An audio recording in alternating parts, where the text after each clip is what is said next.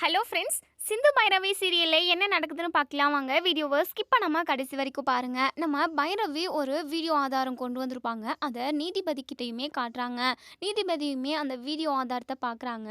சம்பவம் நடந்த அன்னைக்கு இங்கே வலியும் அவங்க குழந்தையும் ஹாஸ்பிட்டலில் தான் இருந்திருக்காங்க அப்படிங்கிறது நிரூபணம் ஆகுது. நீதிபதியுமே அதை நோட் பண்ணிக்கிறாங்க. இப்போ பைரவி சொல்கிறாங்க, என் புருஷன் மேலே எந்த தப்புமே இல்லை, என் புருஷன்கிட்ட இருந்து பணத்தை பறிக்கிறதுக்காக தான் இந்த வள்ளி இப்படி ஒரு நாடகத்தை நடத்தியிருக்கா அப்படின்னு சொல்லிட்டு சொல்கிறாங்க. இங்கே வள்ளிக்கு பதட்டமாக இருக்குது, பயமாகவும் இருக்குது. 2-3 கேஸு நம்ம மேலே இருக்குது. அதை எப்படியாவது இல்லாமல் பண்ணணுன்றதுக்காக இப்படி ஒரு வேலையை செஞ்சால் இது நமக்கே ரிப்பீட் அடிக்குதே, என்ன பண்ணுறது அப்படின்னு சொல்லிட்டு ரொம்பவே பயப்படுறாங்க, பதட்டப்படுறாங்க. சஞ்சய்வை பார்த்துக்கிட்டே இருக்காங்க. சஞ்சய்க்கு பதட்டமாக இருக்குது. இங்கே பார் வள்ளி, என்னை நீ பார்க்காத, நீ ஜெயிலுக்கு போனாலுமே நான் உன்னை காப்பாற்றிடுறேன், தயவு செஞ்சு சைலண்ட்டாக இரு, இனிமே நம்மளால் இன்னுமே பண்ண முடியாது, கையை மீறி போயிடுச்சு அப்படின்னு சொல்லிட்டு இங்கே சஞ்சய் வந்து அங்கேருந்து சிக்னல் கொடுக்குறாங்க. இங்கே வள்ளியுமே சைலண்ட்டாக கீழே தலையை போட்டுக்கிட்டு நிற்கவும், நம்ம நீதிபதி இருந்துட்டு இந்த குழந்தைய வெளியே கொண்டு போங்க அப்படின்னு சொல்லிட்டு ஒருத்தவங்க கிட்ட கொடுத்து அனுப்பிடுறாங்க. இப்போ நீதிபதி வந்து, என்னம்மா வள்ளி, எதுக்காக இப்படி அபாண்டமாக ஆறுமுகம் மேலே பழி போடுற, இப்படி ஒரு பலாத்காரமே நடக்காதப்போ இவ்வளோ பெரிய கேவலமான ஒரு பழியை இந்த ஆறுமுகத்து மேலே போட்டிருக்க, இந்த பொண்ணு மட்டும் வராமல் இருந்து இந்த வீடியோ ஆதாரத்தை காட்டாமல் இருந்திருந்தா கண்டிப்பாக இவர் தான் குற்றம் சாட்டப்பட்டவர், இவர் தண்டனையை அனுபவிச்சிருக்கணும், 4 வருஷம் ஜெயிலுன்னு சொல்லிட்டு நானும் நீதியை சொல்லிட்டு, அதாவது முடிவை சொல்லிட்டு தீர்ப்பை சொல்லிட்டு போயிட்டு இருப்பேன். ஆனால் தப்பே பண்ணாமல் தண்டனையை அனுபவிக்கிறது இந்த பையன் தானே, எதுக்காக இப்படி ஒரு கேவலமான வேலையை செஞ்ச வள்ளி அப்படின்னு சொல்லிட்டு இங்கே நீதிபதி கேட்கவும், இங்கே வள்ளி அப்படி பதட்டப்படுறாங்க. கை காலெல்லாம் அப்படி நடுக்கமாக இருக்குது, ஒதுருது. அது வந்து மேடம், அது வந்து எதுக்காக இப்படி பண்ணீங்க, யார் சொல்லி செஞ்சீங்க, நீங்கள் வேறு யாராவது சொல்லி செஞ்சீங்களா, இல்லை பணத்துக்காக செஞ்சீங்களா அப்படின்னு சொல்லி கேட்கவும், உடனே இங்கே வள்ளிக்கு பதட்டமாக இருக்குது. உடனே சஞ்சய்வை பார்க்குறாங்க. இப்போது இங்கே வள்ளிக்கிட்ட திரும்ப திரும்ப கேட்குறாங்க, என்னம்மா நீ எதுவுமே பேசாமல் சைலண்ட்டாக அக்கம் பக்கம் திரும்பி திரும்பி பார்த்துக்கிட்டு இருக்க, இப்படி ஒரு அபாண்டமான பழியே இந்த ஆறுமுகத்து மேலே நீ போட்டிருக்க, அந்த ஆறுமுகம் எந்த அளவுக்கு நொந்து போயிருப்பார், ஏதோ குடிபோதையில் இருந்ததுனால அபாண்டமாக பழியை போட்டு பணத்தை கறந்துக்கலான்னு சொல்லிட்டு நினச்சியா வள்ளி அப்படின்னு சொல்லிட்டு நீதிபதி கேட்குறாங்க. இங்கே வள்ளி இருந்துட்டு பேசாமல் ஆமான்னு சொல்லிடுவோம், கண்டிப்பாக சஞ்சய் சார் நம்மளை வெளியே கொண்டு வந்துடுவார், நம்ம ஜெயிலுக்கே போனாலும் அப்படின்னு சொல்லிட்டு இங்கே வள்ளி வந்து, ஆமாம் மேடம், பணத்துக்கு ஆசைப்பட்டு தான் நான் இப்படி ஒரு பழியை அவர் மேலே சுமத்திட்டேன், அது ரொம்ப ரொம்ப தப்பு தான் மேடம், என்னுடைய குடும்ப சூழ்நிலை அப்படி, ரொம்ப கடன் வாங்கிட்டேன், அது மட்டும் இல்லாமல் என்னுடைய வீட்டுக்காரர் இறந்ததுனால என்னால் பொழப்பு ஓட்ட முடியல, எனக்கு ஒரு பொம்பளை பிள்ளை இருக்கா, அவளை எப்படி கரை சேர்த்துறதுன்னு தெரியல, கரை சேர்த்துறத விட இப்போது ஒரு வேளை சாப்பாட்டுக்கு கூட வழி இல்லை, அதான் வேறு வழி இல்லாமல் தான் இப்படி ஒரு அபாண்டமான பழியை ஆறுமுகத்து மேலே போட்டுட்டேன், என்னை மன்னிச்சிருங்க அப்படின்னு சொல்லிட்டு இங்கே வள்ளி வந்து சொல்கிறாங்க. இந்த நீதிபதிக்கு பயங்கரமாக கோவம் வருது. இப்படியெல்லாம் பேசுறதுக்கு உங்களுக்கு கொஞ்சம் கூட மனசு உறுத்தலை, குற்ற உணர்ச்சியாக உங்களுக்கு இல்லவே இல்லையா, என்ன தான் பொம்பளைங்களோ நீங்கள், புருஷனே தன்னை விட்டு போனாலும் எத்தனையோ வேலை இருக்குது, எத்தனையோ கைத்தொழில் இருக்குது, ஏதோ ஒரு வேலையை செஞ்சு தன்னோட பிள்ளைய காப்பாற்றணும், அதுக்காக மற்றவங்க உங்களோட சுயநலத்துக்காக மற்றவங்க மேலே அபாண்டமாக பழிய போட்டு ஊர் முன்னாடி குடும்பத்து முன்னாடி அவரை அவமானப்படுத்தி அதில் சம்பாதிக்கிற பணத்தை, அதில் வச்சு வர பணத்தை நீ செலவழித்து நீ எத்தனை நாளைக்கு தான் வாழ முடியும், அப்படி நினைக்கிறது ரொம்ப ரொம்ப தப்புமா வள்ளி அப்படின்னு சொல்லிட்டு சொல்கிறாங்க. அது மட்டும் இல்லாமல் உன் மேலே எத்தனை கேஸ் இருக்குது, நிறைய கேஸ் ஃபைல் பண்ணியிருக்காங்க, நீ சரியில்லை, சரி நீ கண்டிப்பாக அபராதம் கட்டி ஆகணும், அபராதம் கட்டுறதுக்கும் உனக்கு அதாவது பண வசதி இல்லைல்ல, சரி நீ ஒரு மாதமாவது ஜெயில் தண்டனையை அனுபவிச்சுட்டு போகணும், அதுவும் கடுமையான ஜெயில் தண்டனை, உன் பிள்ளைய பார்த்துக்கிறதுக்கு நான் ஆள் ரெடி பண்ணுறேன், ஆனால் 1 மாதம் வரைக்கும் நீ கண்டிப்பாக ஜெயில் தண்டனையை கடுமையாக அனுபவிக்கணும் அப்படின்னு சொல்லிட்டு இங்கே நீதிபதி வந்து சொல்கிறாங்க. ஏன் 1 மாதம் அப்படின்னா, அவங்களுக்கு ஒரு குழந்தை இருக்கிறதுனால தான் 1 மாதம், அதுவும் 1 வருஷம் 2 வருஷம் இருந்தால் எந்த அளவுக்கு கஷ்டத்தை அனுபவிப்பாங்களோ அதை விட அதிகமாக ஒரே மாதத்தில் கடுமையான தண்டனையை கொடுக்கணுன்ற மாதிரி தான் இங்கே நீதிபதி வந்து தீர்ப்பை சொல்லியிருப்பாங்க.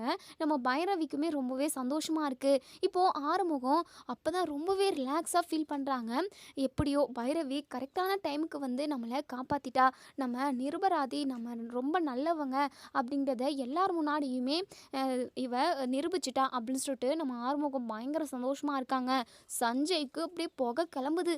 அப்படியே பயங்கர கடுப்பா இருக்கு. ச்சே, இந்த ஆறுமுகத்தை உள்ள தள்ளி எப்படியாவது பைரவி மனசுல இடத்த பிடிச்சி பைரவியை கல்யாணம் பண்ணிக்கிட்டு சந்தோஷமா ஜாலியா வாழலாம், இந்த ஆறுமுகத்தை வெறுப்பேத்தலாம் அப்படின்னு சொல்லிட்டு நம்ம பிளான் பண்ணி வச்சிருந்தோம். எல்லாமே வேஸ்டா போச்சே அப்படின்னு சொல்லிட்டு சஞ்சய் ஒரு பக்கம் பயங்கர கடுப்புல இருக்காங்க. இப்போது இங்கே எல்லாருமே போகலான்ற மாதிரி சொல்லிடுறாங்க. இப்போது எல்லாருமே கோர்ட்டுக்கு வெளியே வராங்க. நம்ம அன்னபூரணி அழுதுகிட்டே நிற்கிறாங்க.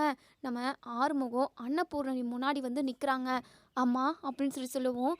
உடனே அன்னபூரணி பயங்கரமாக அழுதுகிட்டு ஆறுமுகத்தை கட்டி பிடிச்சிக்கிறாங்க.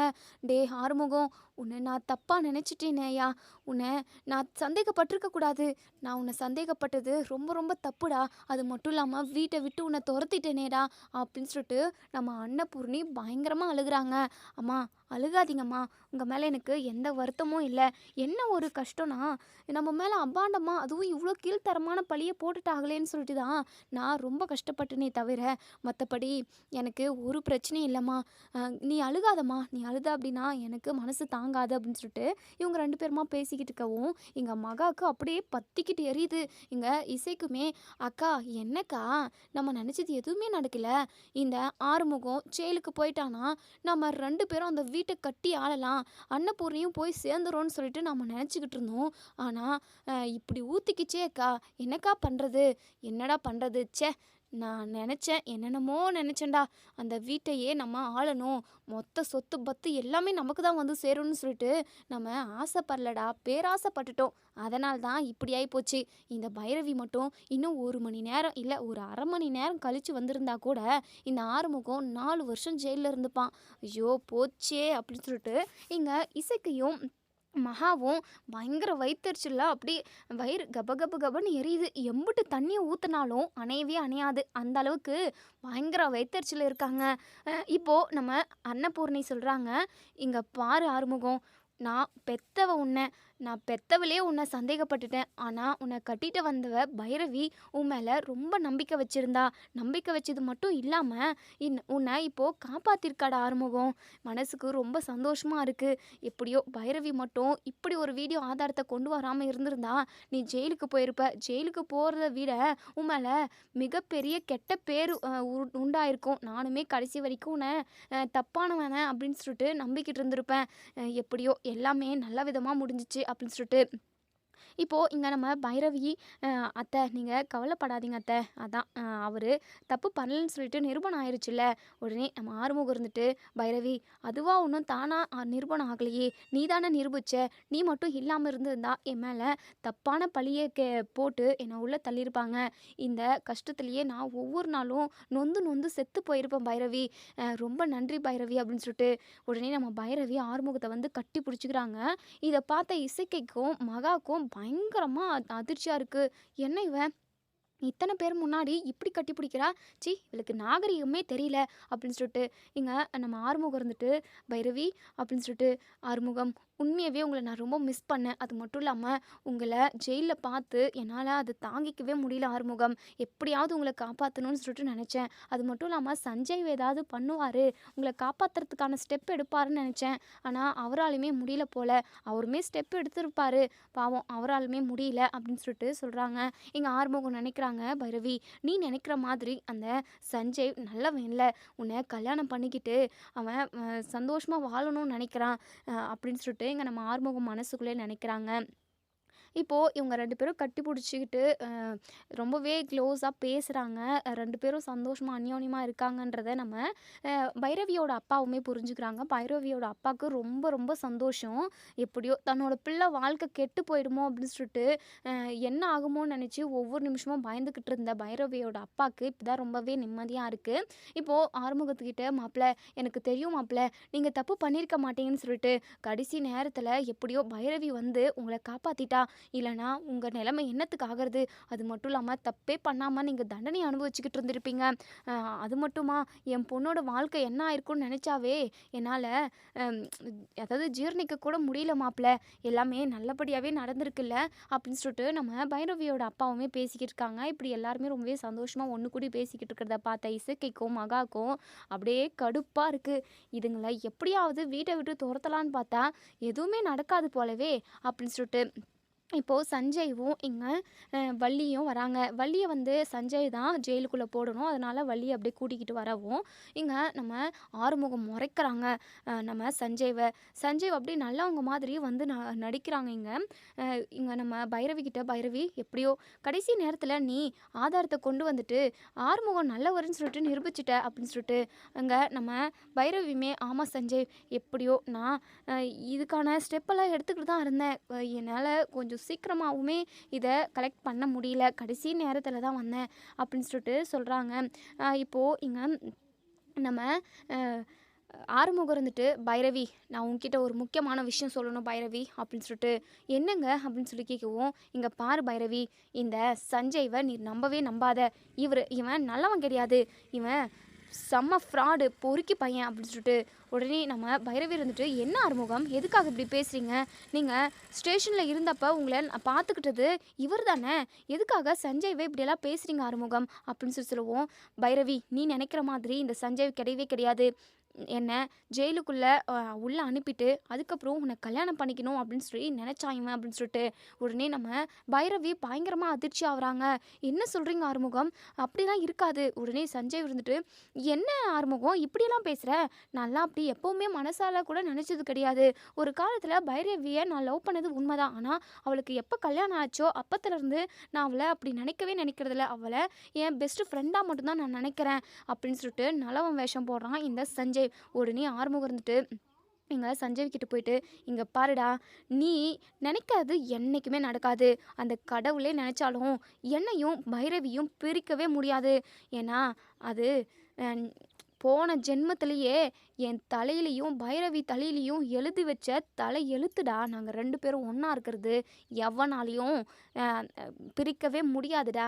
நானும் பைரவியும் ஒன்று சேர்ந்து சந்தோஷமாக வாழ்கிறத பார்த்து நீ பொறாமப்படணும், வயிறு எறியணும்டா அப்படின்னு சொல்லிட்டு உடனே சஞ்சய் மனசுக்குள்ளே அப்படியே பயங்கர கடுப்பில் இருக்காங்க. ஆனால் வெளியே, என்ன ஆறுமுகம், நீயும் பைரவியும் ஒன்று சேர்ந்து சந்தோஷமாக வாழ்ந்தாதானே எல்லாருக்குமே நல்லது, எனக்குமே அதில் தான் சந்தோஷம், பைரவி சந்தோஷமாக இருக்கிறது தானே எல்லாருக்குமே முக்கியம் அப்படின்னு சொல்லிட்டு, இங்கே பாருடா நல்ல மாதிரி நடிக்காத, மெடிக்கல் ரிப்போர்ட்டை மாற்றினது நீ தானே, அது எனக்கு நல்லாவே தெரியும்டா அப்படின்னு சொல்லிட்டு இதை கேட்டு நம்ம பைரவி இருந்துட்டு, என்ன ஆறுமுகம் என்னென்னமோ பேசிக்கிட்டு இருக்கீங்க, என்ன சொல்கிறீங்கன்னு எனக்கு ஒன்றுமே புரியல. ஆமாம் பைரவி, மெடிக்கல் ரிப்போர்ட்டை மாற்றி வச்சதே இந்த சஞ்சய் தான். எப்படியாவது என்னை உள்ளே தள்ளிட்டு உன்னை கல்யாணம் பண்ணிக்கணும் அப்படின்னு சொல்லிட்டு தான் இவன் ஆசைப்பட்டான். ஆனால் இவன் நினச்சது நடக்கலை. கடவுள் ஒருத்தன் இருக்கான்ல, தப்பு பண்ணவங்களுக்கு தான் தண்டனையை கொடுப்பான் அந்த கடவுள். கண்டிப்பாக இவங்களுக்கான தண்டனையுமே கிடைக்கும் அப்படின்னு சொல்லிட்டு உடனே இங்கே நம்ம பைரவிக்கு ஒன்றுமே புரியல. சஞ்சய் அப்படிலாம் பண்ண மாட்டாரே அப்படின்னு சொல்லிட்டு இப்போ வரைக்குமே சஞ்சய்வை நல்லவராக தான் நினைக்கிறாங்க. ஆனால் பக்கத்தில் வள்ளி நின்றுக்கிட்டு இருக்காங்க. அவங்கள பார்த்ததுமே இங்கே நம்ம பைரவிக்கு பயங்கரமாக கோவம் வருது. ஏய் வள்ளி, உனக்கு ஆறுமுகம் என்னடி துரோகம் பண்ணாரு? உனக்கும் உன் பொண்ணுக்கும் நல்லது தானே பண்ணாரு. ஆனால் நீ அவரை எவ்வளோ பெரிய சிக்கலில் மாட்டி விட்டுருக்க. அது மட்டும் இல்லாமல் கேவலமாக பாலியல் பலாத்காரம் பண்ணியிருக்காருன்னு சொல்லிட்டு அவரை இவ்வளோ அசிங்கப்படுத்தி கோர்ட்டு முன்னாடி வந்து நிற்க வச்சிட்டியடி. உனக்கெல்லாம் கொஞ்சம் கூட மனசாட்சியே இல்லையா? உன் பொண்ணுக்கும் உனக்கும் எவ்வளவோ நல்லது பண்ணியிருக்காரு ஆறுமுகம், அதெல்லாம் நீ ஒரு நிமிஷம் கூட யோசித்து பார்க்க மாட்டியா அப்படின்னு சொல்லிட்டு இங்கே நம்ம பைரவி வந்து கேட்குறாங்க. வள்ளி வந்து சைலண்ட்டாகவே கீழே தலையை போட்டுக்கிறாங்க. என்னடி உனக்கு பணம் தான் முக்கியமா? பணத்துக்காக இவ்வளோ கீழ்த்தரமான வேலையெல்லாம் பார்ப்பியா நீ? உனக்கெல்லாம் ஒரு குழந்தை வேற. அந்த குழந்தை உனக்கு பிறந்து இன்னும் எவ்வளோலாம் அனுபவிக்க வேண்டியது இருக்கோ. குழந்தை பிறந்துருச்சு, ஏதோ புருஷன் தலைவிதியினால் இறந்து போயிட்டான். குழந்தைக்காக நீ ஒரு நல்ல வாழ்க்கையை வாழ மாட்டியா? இப்படி ஒரு கேடு கெட்ட கேவலமான வாழ்க்கையை தானே வாழ்விய நீ அப்படின்னு சொல்லிட்டு பைரவி நாக்கப்படுங்கிற மாதிரி கேட்குறாங்க. இங்கே வள்ளி இருந்துட்டு எதுவுமே பேசாமல் தலையை கீழே போட்டுக்கிட்டு இருக்காங்க. என்னடி தலையை கீழே போட்டுக்கிட்டு இருக்க?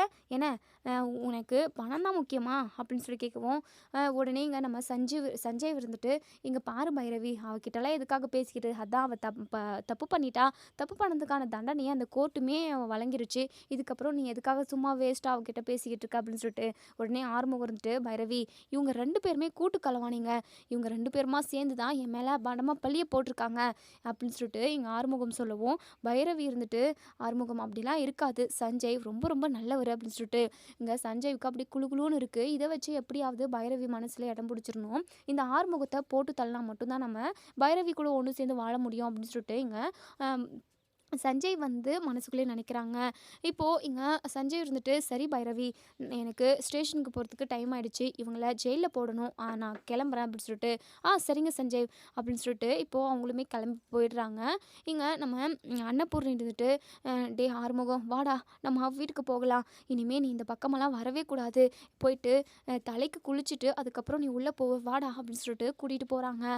இங்கே வள்ளி இப்போ சஞ்சய் கிட்ட, என்ன சார் இப்படி ஆகிப்போச்சே, கடைசி வரைக்கும் நல்லா தான் போய்கிட்டு இருந்தது, லாஸ்ட் மினிட்ல அந்த பைரவி வந்து எல்லாத்தையுமே நாசம் பண்ணிட்டாங்களே அப்படின்னு சொல்லிட்டு சொல்லவும், உடனே இங்கே சஞ்சய் இருந்துட்டு, சரி வள்ளி விடு, இந்த டைம் விட்டுருவோம், நெக்ஸ்ட் டைம் அவன் மாட்டாமல் போயிட போகிறான், அவனை எதுலையாவது சிக்க வச்சு அவனை உள்ளே தள்ளாமல் விட மாட்டேன், நான் பைரவி கல்யாணம் பண்ணணும், அதுதான் என்னுடைய மோட்டிவேஷனே, என்னுடைய அச்சீவ் கூட அதுன்னு சொல்லலாம், ஏன்னா அவளை கல்யாணம் பண்ணி நான் சந்தோஷமாக வாழணும், அதை பார்த்து ஒவ்வொரு நாளும் அந்த ஆறுமுகம் செத்து செத்து பொழைக்கணும், 5 வருஷம் நான் பைரவியை உயிருக்கு உயிராக நேசித்தேன், அவளை கல்யாணம் பண்ணிக்கிட்டு எப்படியெல்லாம் வாழலான்னு சொல்லிட்டு எவ்வளோ கனவு கண்டு வச்சுருந்தேன், என் மனசுக்குள்ளே ஒரு பெரிய கோட்டையவே கட்டி வச்சிட்டு இருந்தேன், ஆனால் இவன் பைரவியோட சம்மதம் இல்லாமல் அவளுக்கு பிடிக்காமலே அதாவது கட்டாயப்படுத்தி கல்யாணத்தை பண்ணிக்கிட்டு இன்றைக்கி அவன் ஓவராக பேசிக்கிட்டு இருக்கான், நான் ஆசைப்பட்ட பொண்ணு பைரவி, அவ்வளோ சீக்கிரம் அவளை நான் விட்டுற மாட்டேன் அப்படின்னு சொல்லிட்டு உடனே வள்ளி இருந்துட்டு, சரிங்க சார் அதெல்லாம் நீங்கள் அப்புறம் பார்த்துப்பீங்க, இப்போ என்னை ஜெயிலில் போட சொல்லியிருக்காங்க, அது மட்டும் இல்லாமல் கடுமையான தண்டனை அப்படி இப்படின்னு என்னமோ சொல்லியிருக்காங்க, எனக்கு ரொம்ப பயமாக இருக்குது சார், எப்படியாவது என்னை காப்பாற்றுங்க அப்படின்னு சொல்லிட்டு, இங்கே பாரு பைரவி வள்ளி, நீ கவலையப்படாத வள்ளி, நான் பார்த்துக்கிறேன், வா அப்படின்னு சொல்லிட்டு இங்கே ஸ்டேஷனுக்கு கூட்டிகிட்டு போகிறாங்க. இன்னொரு சைடு இங்கே நம்ம ஆறுமுகத்தை கூட்டிகிட்டு போயிட்டு வீட்டுக்கு வெளியவே நிற்க வச்சு நம்ம அன்னபூர்ணி ஒரு குடம் ரொப்ப தண்ணி கொண்டு வந்து நம்ம ஆறுமுகத்துக்கு மேலே ஊற்றுறாங்க. இனிமே எப்போவுமே நீ இப்படி ஒரு பழியை போட்டுக்கிட்டு இப்படி ஒரு பிரச்சனைனாலோ இல்லை எதுக்காகவுமே நீ கோர்ட்டு வாசலோ இல்லை போலீஸ் ஸ்டேஷன் வாசலோ மிதிக்கக்கூடாது அப்படின்னு சொல்லிட்டு சொல்கிறாங்க. ஆரத்தி எடுத்து உள்ளே கூட்டிகிட்டு போகிறாங்க. இப்போது நம்ம அன்னபூர்ணி சாப்பாடு போட்டு கொண்டு வந்து நம்ம ஆறுமுகத்துக்கிட்ட உட்காடுறாங்க. என்னம்மா பண்ணுறீங்க, இதெல்லாம் எதுக்காக நீங்கள் செய்கிறீங்க, வேண்டாம்மா அப்படின்னு சொல்லுவோம். இருக்கட்டும் ஆறுமுகம், நீ போலீஸ் ஸ்டேஷனில் ஜெயிலுக்குள்ளே உட்காந்துக்கிட்டு கண்டிப்பாக நீ சாப்பிட்ருக்கவே மாட்டேன், அது மட்டும் இல்லாமல் சாப்பிடணும்னு நினச்சிருந்தாலுமே அந்த வள்ளி அப்படி ஒரு கேவலமான கீழ்த்தரமான பலியை போட்டதை நினச்சி நீ ரொம்பவே நொந்து போயிருப்ப, நீ சாப்பிட்ருக்க மாட்டேன்னு எனக்கு நல்லாவே தெரியும் ஆறுமுகம், நீ சாப்பிடு அப்படின்னு சொல்லிட்டு ஊட்டி விடுறாங்க. இதெல்லாம் பார்த்த இசைக்கு இருந்துட்டு, இதெல்லாம் ஓவராக இருக்குக்கா, பார்க்கவே கன்றாவியாக இருக்குது, இதெல்லாம் பார்க்கறதுக்கு நம்ம போன ஜென்மத்தில் ஏதோ தப்பு பண்ணியிருக்கோம் போல், அதான் இப்படி ஒரு அசிங்கமான வேலையெல்லாம் பார்த்துக்கிட்டு இருக்கோம் அப்படி இப்படின்னு சொல்லிட்டு அவங்க பேசிக்கிட்டு இருக்கவும், இங்கே ஆறுமுகத்துக்கு நம்ம அதாவது அன்னபூர்ணி வந்து ஊட்டி விட்டுக்கிட்டு இருக்காங்க. நம்ம பைரவிக்குமே ரொம்பவே சந்தோஷமாக இருக்குது, எப்படியோ ஆறுமுகத்தை நம்ம காப்பாற்றிட்டோம் அப்படின்ற ஒரு நிம்மதி அவங்களுக்கு இருக்குது. இப்போது இங்கே நம்ம சிந்துவும் சிவாவும் வராங்க. பைரவி, நீ ஒரு வழியாக ஆறுமுகத்தை காப்பாற்றி கூட்டிகிட்டு வந்துட்டில்ல, எனக்கு ரொம்ப சந்தோஷமாக இருக்குது பைரவி, முன்னாடியெல்லாம் நீ ஆறுமுகத்தை பார்த்தாவே ரொம்பவே சண்டை போடுவ, முறைப்ப, எப்படி நிறைய பிரச்சனை வரும், ஆனால் இப்போ ஆறுமுகத்துக்காக நீ எவ்வளோ பெரிய விஷயத்த செஞ்சுருக்க, நினைக்கவே ரொம்ப சந்தோஷமாக இருக்குது, நீயும் ஆறுமுகமும் சந்தோஷமாக ஒன்று சேர்ந்து வாழணும் பைரவி, அதுதான் என்னுடைய ஆசையும் அப்பாவோட ஆசையும் அப்படின்னு சொல்கிறாங்க. இங்கே பைரவி வெக்கப்படுறாங்க. உடனே இதை எல்லாத்தையுமே நம்ம ஆறுமுகமுமே நோட் பண்ணுறாங்க. பைரவிக்கு நம்ம மேலே நிறைய அன்பு வந்துடுச்சு போல், நம்ம மேலே அவ்வளோ அளவு கடந்த பாசம் வச்சுக்கிட்டு இருக்கா அப்படின்னு சொல்லிட்டு இங்கே நம்ம ஆறுமுகமுமே மனசுக்குள்ளே நினைக்கிறாங்க. இப்போது இங்கே சிவாவுமே, ஆறுமுகம் எப்படி இருக்க, இப்போ ஓகே தானே அப்படின்னு சொல்லவும், ஓகே அப்படின்னு சொல்லிட்டு சொல்கிறாங்க. இப்போது எல்லாருமா இப்படி பேசிக்கிட்டே அதுக்கப்புறம் சாப்பிட்டு முடிச்சுட்டு இப்போது தூங்குறதுக்காக ரூம்குள்ளே பைரவியும் நம்ம அதாவது நம்ம ஆறுமுகமும் போகிறாங்க. இப்போது பைரவி இருந்துட்டு, என்ன ஆறுமுகம், உங்களை போலீஸ் ஸ்டேஷனில் அடித்தாங்களா அப்படின்னு சொல்லி கேட்கவும், அதெல்லாம் ஒன்றும் இல்லை அப்படின்னு சொல்லிட்டு, எனக்கு டயர்டாக இருக்குது நான் தூங்குறேன் அப்படின்னு சொல்லிட்டு ஆறுமுகம் சொல்கிறாங்க. ஷர்ட்டை கழட்டி வச்சுட்டு இப்போது படுக்கிறதுக்காக போகவும், பின்னாடி உடம்பு ஃபுல்லாக அப்படியே காயமாக இருக்குது, ரத்தமெல்லாம் கட்டியிருக்கு. இதெல்லாம் பார்த்துட்டு இங்கே நம்ம பைரவி இருந்துட்டு, ஆறுமுகம் பின்னாடி நிறைய காயமாக இருக்கே, எப்படி ஆச்சு இது அப்படின்னு சொல்லி கேட்கவும், அது ஒன்றும் இல்லை பைரவி, நீ படுத்து தூங்கு, அதெல்லாம் ஒன்றும் இல்லை, நான் ரெஸ்ட் எடுத்தேன் அப்படின்னா எனக்கு சரியாக போயிடும் அப்படின்னு சொல்லிட்டு. இல்லை ஆறுமுகம், உங்களை யாராவது அடித்தாங்களா அப்படின்னு சொல்லிட்டு, அது வந்து அப்படின்னு சொல்லிட்டு திக்குறாங்க. ஏங்க, நீங்கள் இப்படி திணறதுலேயே எனக்கு தெரியுது, உங்களை அடிச்சிருக்காங்க. ஏங்க நீங்கள் எங்ககிட்ட சொல்லவே இல்லை, நீங்கள் சொல்லியிருந்தீங்க அப்படின்னா நான் சஞ்சய் கிட்ட சொல்லி யார் அடித்தாங்களோ அவங்கள கேட்க சொல்லியிருப்பேன்ல அப்படின்னு சொல்லிட்டு நம்ம ஆறுமுகம் மனசுக்குள்ளே நினைக்கிறாங்க. அந்த சஞ்சய் தான் என்னை அடிக்க சொன்னதே, அவன் தான் என்னை அடிச்சது. ஆனால் அதை சொன்னால் நீ நம்ப மாட்ட பைரவி, எதுக்காக வேண்டாம் அப்படின்னு சொல்லிட்டு மனசுக்குள்ளே நினைக்கிறாங்க. என்ன ஆறுமுகம், அடித்தாங்களா உன்னை? நான் சஞ்சய் கிட்ட கேட்குறேன் இரு, யார் அடிச்சதுன்னு சொல்லிட்டு. அவங்கள சும்மாவே விடமாட்டேன் ஆறுமுகம் அப்படின்னு சொல்லிட்டு இங்கே பைரவி வந்து ரொம்பவே கோவப்படுறாங்க. இங்கே பாரு பைரவி, நீ கோவப்படாத, டென்ஷன் ஆகாத, நீ படுத்து தூங்கு அப்படின்னு சொல்லவும், இல்லை ஆறுமுகம் உங்களுக்கு ரொம்ப வலிக்கும், சரி என்கிட்ட ஆயில்மெண்ட் இருக்குது, இந்த மாதிரி ரத்த கட்டுக்கெல்லாம் போடுற ஆயின்மெண்ட்டு தான், நான் போயிட்டு இப்போ உடனே கொண்டு வந்துடுறேன் அப்படின்னு சொல்லிட்டு கீழே போகிறாங்க. என்ன பைரவி, நீ இதுக்காக கீழே இறங்கி மாடிப்படி கீழே இறங்கி போய் மேலே வரணுமா? எதுக்காக நீ இவ்வளோ ரிஸ்க் எடுக்கிற? வேண்டாம் பைரவி, நீ வா நம்ம படுத்து தூங்கலாம் அப்படின்னு சொல்லிட்டு. இல்லை ஆறுமுகம், இப்படியே விட்டால் உங்களுக்கு வலி அதிகமாக இருக்கும், தூக்கம் கூட வராது, நான் கொண்டு வந்துடுறேன் அப்படின்னு சொல்லிட்டு பைரவி வந்து கீழே போயிட்டு ஆயின்மெண்ட்டு கொண்டு வராங்க. அப்போ தான் அன்னபூர்ணி இருந்துட்டு, என்ன பைரவி என்ன எடுத்துகிட்டு போகிற அப்படின்னு சொல்லி கேட்கவும், அத்தை ஆயின்மெண்ட் அத்தை அப்படின்னு சொல்லிட்டு. எதுக்காக இந்த ஆயின்மெண்ட் வந்து புண்ணுக்காக போடுறது தானே, எதுக்காக இதை எடுத்துகிட்டு போகிற, யாருக்காவது அடிபட்டிருக்கா அப்படின்னு சொல்லி கேட்கவும், ஆமாம் அத்தை, அடினா ரத்த கட்டியிருக்கு, அவர் உடம்புல ஃபுல்லாகவே ரொம்பவே காயமாக இருக்குது, போலீஸ் எல்லாருமா சேர்ந்து ஆறுமுகத்தை அடித்தாங்களே என்னன்னு தெரியல அத்தை, அவருக்கு ரொம்ப வலிக்கும் போல், ஆனால் அதுக்கு வெளியில் காட்டிக்க கூட மாட்டேங்கிறாரு, ஸோ அதனால் நான் ஆயின்மெண்ட் போட்டு விட்டுட்டு வரேன் அத்தை அப்படின்னு சொல்லிட்டு. இதை கேட்ட நம்ம அன்னபூர்ணி பயங்கரமாக பதட்டப்படுறாங்க. என்ன சொல்கிற அப்படின்னு சொல்லிட்டு, நான் வரேன் இப்போவே வரேன் அப்படின்னு சொல்லிட்டு மேலே வந்து ரூமுக்கு வந்து ஆறுமுகத்தை பார்க்குறாங்க. ஆறுமுகம், உன்னை அடித்தாங்களாப்பா, யாருப்பா அடிச்சது? நீ எங்ககிட்ட சொல்லியிருக்கலாம்ல, அடிக்கக்கூடாதுன்னு தானே ரூல்ஸே இருக்குது, கோர்ட்டுக்கு போனதுக்கப்புறம் தான் எந்த ஒரு தண்டனையுமே கொடுக்கணும்னு சொல்லிட்டு சட்டமே இருக்கேடா, நீ கேட்டிருக்கலாம்ல, இல்லை பைரவி வந்தப்போ நீ சொல்லியிருக்கலாம்ல, நான் தான் வராமல் போயிட்டேன், நான் வந்திருந்தேன் அப்படின்னா நீ என்கிட்ட சொல்லியிருப்பல்ல, சாரிடா என்னால் தான் எல்லாமே அப்படின்னு சொல்லிட்டு இங்கே நம்ம அன்னபூர்ணி பயங்கரமாக அழுகுறாங்க. அந்த காயமெல்லாம் பெருசாக இருக்குது, அதெல்லாம் பார்த்து இன்னுமே அழுகுறாங்க. டே ஆறுமுகம், நீ எவ்வளோ கஷ்டப்பட்டிருக்கில்ல அப்படின்னு சொல்லிட்டு. அம்மா எதுக்காகம்மா இதெல்லாம் நினச்சி நீங்கள் ஃபீல் பண்ணி அழுகுறீங்க, இதெல்லாம் ஒன்றுமே இல்லைம்மா. பைரவி நீ எதுக்காக அம்மா கிட்ட சொன்ன, இப்போ பார்த்தியா அம்மா அழுகுறாங்க. ஏங்க நான் அம்மா கிட்டலாம் சொல்லலைங்க, அவங்களாம் வந்தாங்க, அவங்க கேட்டதுக்கப்புறம் தான் சொன்னேன். உடனே நம்ம அன்னபூர்ணி இருந்துட்டு, குடு பைரவி அந்த அயன்மெண்ட்டை நான் போட்டு விடுறேன். அம்மா இருக்கட்டும்மா விடுங்க அப்படின்னு சொல்லிட்டு.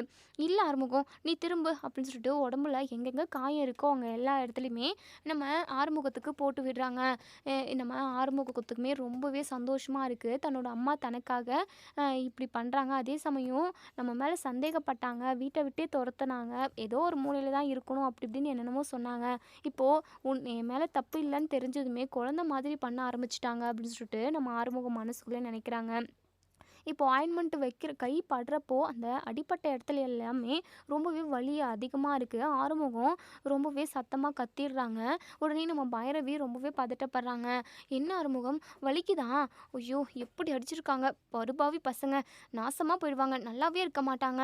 தண்டனை கொடுக்கறதுக்கு முன்னாடி கோர்ட்டில் தீர்ப்பு வரத்துக்கு முன்னாடியே எதுக்காக இவங்க அடிக்கணும், இவங்க சட்டத்தை மீறுறாங்க, இப்படிப்பட்ட ஆஃபீஸருங்களை போலீஸ் ஸ்டேஷனில் வைக்கவே கூடாது அப்படி இப்படின்னு சொல்லிட்டு பைரவி அவங்க பாட்டுக்கு புலம்பிக்கிட்டு இருக்காங்க. இங்கே பைரவி புலம்புறத பார்த்து நம்ம ஆறுமுகம் சிரிக்கிறாங்க. என்ன ஆறுமுகம் சிரிக்கிறீங்க அப்படின்னு சொல்லுவோம். ஆமாங்க, நீங்கள் பாட்டுக்கு என்னென்னமோ சொல்லி புலம்பிக்கிட்டு இருக்கீங்க, எனக்கு வழியெல்லாம் போய் நீங்கள் புலம்புறத பார்த்து சிரிப்பு வருதுங்க அப்படின்னு சொல்கிறாங்க. என்ன ஆறுமுகம் சிரிக்கிறீங்க, உங்களுக்காக நான் இப்போ புலம்பிக்கிட்டு இருக்கேன், நீங்கள் என்னென்னா என்னை பார்த்து சிரிச்சுக்கிட்டு இருக்கீங்க, இதெல்லாம் உங்களுக்கே நல்லா இருக்காங்களா அப்படின்னு சொல்லிட்டு கேட்கவும், உடனே நம்ம ஆறுமுகம் எடுத்துட்டு சரி சரி சரி பைரவி நான் சிரிக்கலை அப்படின்னு சொல்லிட்டு. இப்போது நம்ம அன்னபூர்ணி வந்து ஆயின்மெண்ட்டெல்லாம் போட்டுட்டு, "சரிப்பா நீ படுத்து தூங்கி நல்லா ரெஸ்ட் எடு பைரவி. ஆறுமுகத்த பார்த்துக்கோ. ஏதாவது ஒண்ணுனா என்ன கூப்பிடு. நான் கீழ தான் இருப்பேன்." அப்படின்னு சொல்லிட்டு, "சரிங்க அத்த நான் பார்த்துக்கிறேன். நீங்க போய் நிம்மதியா தூங்குங்க." அப்படின்னு சொல்லிட்டு, இப்போ அன்னபூர்ணியுமே போயிடுறாங்க. அன்னபூர்ணி ரூமுக்கு போயிட்டு பயங்கரமா ஃபீல் பண்ணிக்கிட்டு இருக்காங்க. தன்னோட பிள்ளைய சந்தேகப்பட்டுட்டோமே! எந்த ஒரு பெத்த அம்மாவுமே, பிள்ளை தப்பு பண்ணியிருக்கு அப்படின்னு மத்தவங்க சொன்னா யாருமே நம்ப மாட்டாங்க. நான் தன்னோட பிள்ளை மேல அதிகமா பாசமும், நம்பிக்கையும் வச்சுக்கிட்டு இருப்பாங்க. ஆனா, நம்ம தான் அவன சந்தேகப்பட்டுட்டோம். நம்ம அவன் மேல நம்பிக்கையா இருந்திருக்கணும் அப்படின்னு சொல்லிட்டு ரொம்பவே கண் கலங்குறாங்க. இப்போ இன்னொரு சைடு இங்க பைரவி இருந்துட்டு, "இங்க பாருங்க ஆறுமுகம், அத்தையே ஆயின்மெண்ட் எல்லாமே போட்டு விட்டுட்டாங்க. நீங்க நல்லா தூங்கி ரெஸ்ட் எடுங்க. கண்டிப்பா காலையில எந்திரிக்கிறதுக்குள்ள எல்லா வலியுமே பறந்து போயிடும். உங்களுக்கு கால்ல பிடிச்சு விடவா?" அப்படின்னு சொல்லுவோம். "ஐயோ! பைரவி, என்ன பைரவி? இதெல்லாம் எனக்கு வேண்டாம். நீங்க போயிட்டு ஆயின்மெண்ட் எடுத்துட்டு வந்து போட்டு விட்ட வரைக்கும் போதும். நீங்களும் படுத்து தூங்கி ரெஸ்ட் எடுங்க. எனக்காக நீங்க எவ்வளோ செஞ்சிருக்கீங்க. என்னை எப்படியாவது வெளியே கொண்டு வந்துரணுன்றதுக்காக ஆதாரம் தேடுறேன்னு சொல்லிட்டு அங்க இங்கன்னு அலைஞ்சிருப்பீங்க. உங்களுக்குமே டயர்டா இருக்கும்ல. நீங்களும் படுத்து தூங்குங்க, வாங்குங்க." அப்படின்னு சொல்லிட்டு இங்க நம்ம அ ஆறுமுகம் வந்து சொல்றாங்க. சரிங்க அப்படின்னு சொல்லிட்டு நம்ம பைரவியுமே படுத்து அதாவது படுத்துக்கிறாங்க. நம்ம அ ஆறுமுகம் வந்து பெட் மேல படுத்துக்கிறாங்க. நம்ம பைரவி கீழ பாய போடுறாங்க படுக்கலான்னு சொல்லிட்டு. "என்னங்க நீங்க ஏங்க கீழ படுக்குறீங்க?" "இல்ல ஆறுமுகம், நீங்க ஃப்ரீயா படுங்க. நான் இங்க படுத்துக்கிறேன்." அப்படின்னு சொல்லிட்டு படுத்துக்கிட்டு இங்க ஆறுமுகத்தவே பார்த்து ரசிச்சுக்கிட்டு இருக்காங்க. ஆறுமுகமும் இங்க பைரவியே பார்த்துக்கிட்டு இருக்காங்க. 2 பேருமா ரொமான்ஸ் பண்ணிக்கிட்டு இருக்காங்க. அப்படியே தூங்கிடுறாங்க. இதோட இந்த ரிவ்யூ முடியுது. இதுக்கப்புறம் என்ன நடக்குது சொல்லி வெயிட் பண்ணி பார்ப்போம் ஃப்ரெண்ட்ஸ். நம்ம ஆறுமுகத்த காப்பாத்துறதுக்காக நம்ம பைரவி வீடியோ ஆதாரம் கொண்டு வந்து குடுத்து, ஆறுமுகத்த ஒரு வழியா காப்பாத்திட்டாங்க. ஆறுமுகமும் நம்ம பைரவியும் எப்பவுமே ஒன்று சேர்ந்து சந்தோஷமா வாழணும். இந்த சஞ்சய் அவங்க நடுவுல வரக்கூடாது அப்படின்னு நினைக்கிறவங்க இந்த வீடியோ கீழ ஆறுமுகம், பைரவி லவ் அப்படின்னு சொல்லிட்டு கமெண்ட் பண்ணி தெரிவிங்க. Thank you.